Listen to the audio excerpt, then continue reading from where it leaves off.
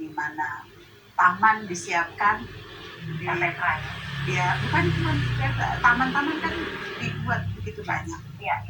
Anak-anak bisa bermain bersama keluarga di tempat-tempat yang memang bisa memungkinkan mereka untuk beraktivitas secara menyenangkan. Sekarang setiap 900 meter pasti ada taman di seluruh Jakarta. Targetnya setiap 500 meter ada taman. Banyak banget. Jadi ada ruang publik yang bisa dimanfaatkan oleh keluarga untuk beraktivitas, bertemu dengan teman dan lain-lain. Yang membuat suasana di rumah juga jadi nggak sumpah gitu ya. Refreshing lah ya. Healing selain juga ada hotline service, ada kalau di Jakarta dulu di PKK, di DPP APP ya istilahnya ada namanya PUSPA, pusat pendidikan keluarga. Jadi orang tua bisa konsultasi, ada psikolog, ada ini, di mana orang tua bisa menjadikan rujukan keluarga. Selain di puskesmas ada psikolog, sekalian juga di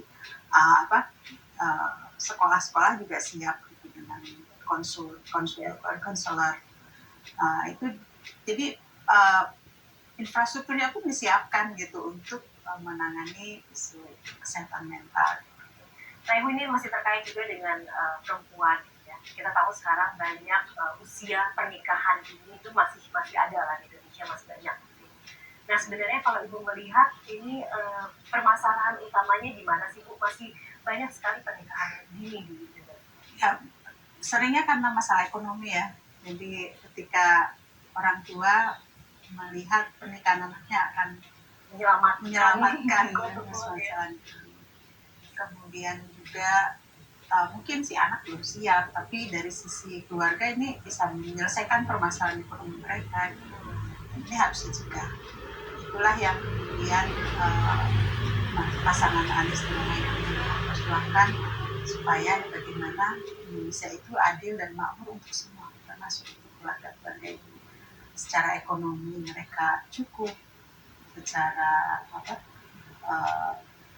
lapangan pekerjaan disediakan. Jadi dari kebijakan-kebijakan itu yang memungkinkan mencegah sampai terjadinya usia pernikahan. Selain juga edukasi kepada masyarakat tentang kesehatan reproduksi anak perempuan gitu, bahwa ketika dia menikah belum siap, sebetulnya resiko-resikonya ada ke depan dan mereka nggak tahu. Ini edukasi ini perlu. Resiko dari pernikahan dini terhadap perempuan. Bagaimana perempuan itu harus siap, karena yang ke depan itu kan dia menjadi ibu, menjadi bukan tugas yang gampang ya, menjadi seorang ibu yang mendidik anak-anak. Kesiapan mereka harus fisik dan mental. Nah, kalau kemarin juga sempat ramai Bu, orang-orang kampanye child free. Nah, Ibu sendiri melihatnya pada Ibu bagaimana dengan konsep child free ini?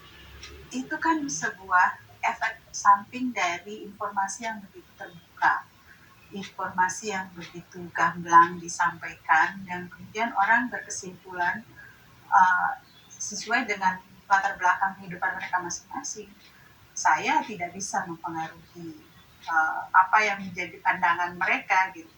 Kampanye child free tentunya yang tertarik orang-orang yang memang memiliki pemahaman yang sama. Tapi itu sah-sah aja gitu, mereka punya pandangan itu. Tapi kalau dari Ibu sendiri pastinya karena Ibu kan ibu dari anak yang 4 gitu ya. Ya, menjadi orang tua itu ya semua pun pasti ada tuntutan demanding ya, tapi dengan investasi demand yang besar ini, maka apa yang kita dapat juga akan jauh lebih besar.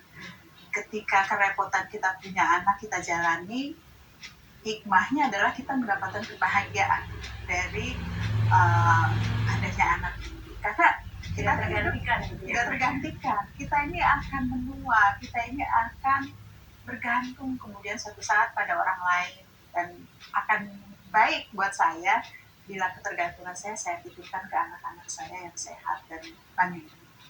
Ini masih terkait juga dengan anak, kan mungkin tidak banyak yang tahu kalau Ibu sehari-hari menggunakan alat bantu pendengaran ya. Yeah. Nah itu bertanya juga karena setiap kali ibu melahirkan itu pendengaran ibu menjadi berkurang. Iya. Boleh diceritakan Bu? Iya, jadi dulu waktu saya hamil dia itu mulai ada gejala tinnitus, jadi suara menenging, kemudian kayak kekuk-kekuk gitu seperti gangguan. Saya ke dokter, kemudian dokter bilang kasih obat apa. Nah, berjalannya waktu ketika saya kuliah di Amerika, saya kok nggak bisa dengar gitu apa, anak saya waktu itu udah 2, kok saya nggak bisa dengar ya, secara dosen didengar. Terus saya periksakan diri di sana di kliniknya kampus. Nah, kemudian didapat rekomendasi untuk ketemu dengan dokter, dicek semua, diperiksa, ternyata pendengaran saya lebih. Dia tanya cerita ke belakangnya gimana kok bisa sampai ini. Saya cerita ibu saya juga punya masalah pendengaran. Nah, terus dia sampaikan bahwa ini penyakit keturunan, hereditary, dan terjadinya pada perempuan karena masalah hormon.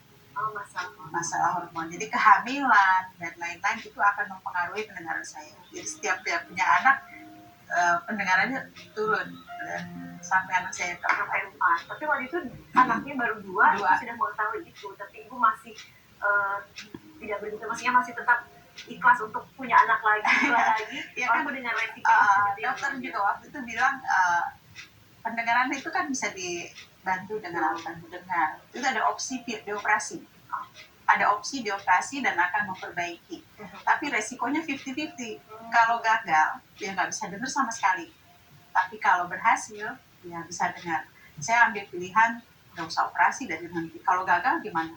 Ya, saya masih bisa mendengar dengan alat bantu dengar. Nah, kalau ibu sendiri ngelihat Bu, gimana sih sistem pengobatan di tanah air ya untuk ya mereka yang mengalami penurunan pendengaran gitu, seperti yang ibu alami gitu? Karena kita tahu untuk penderita gangguan pendengaran itu alat bantu dengar mahal dan tidak ditanggung oleh negara gitu ya. Nah, bagaimana ibu melihat hal itu? Iya, saya melihat bahwa apa yang disampaikan oleh pasangan Anies dan Muhaimin itu menciptakan masyarakat yang adil makmur untuk semua, termasuk di dalamnya adalah orang-orang yang tentunya punya permasalahan disabilitas atau apa gitu. Mereka harus mendapatkan kesempatan yang sama dalam mendapatkan bantuan.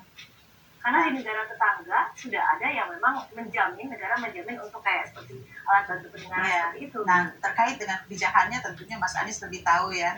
Tapi saya melihat visi misi dari pasangan Anies dan Muhaimin ini adalah merangkul semua, perlakuan yang sama untuk setiap orang, apakah itu dalam kesempatan mendapat pekerjaan, kesempatan mendapatkan kesehatan yang berkualitas, mendapat pendidikan. Jadi saya rasa kebijakan-kebijakan untuk kaum disabilitas pun akan mendapatkan perhatian.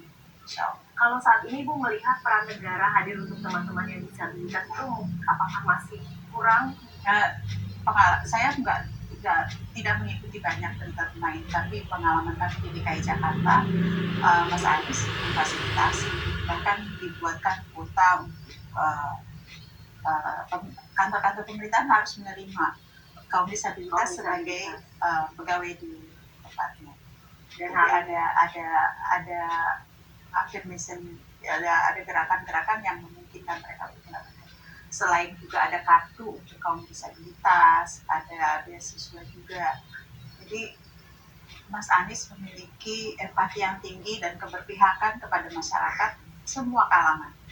Artinya itu tidak hanya di DKI Jakarta, nantinya pun kalau memang harapannya itu akan program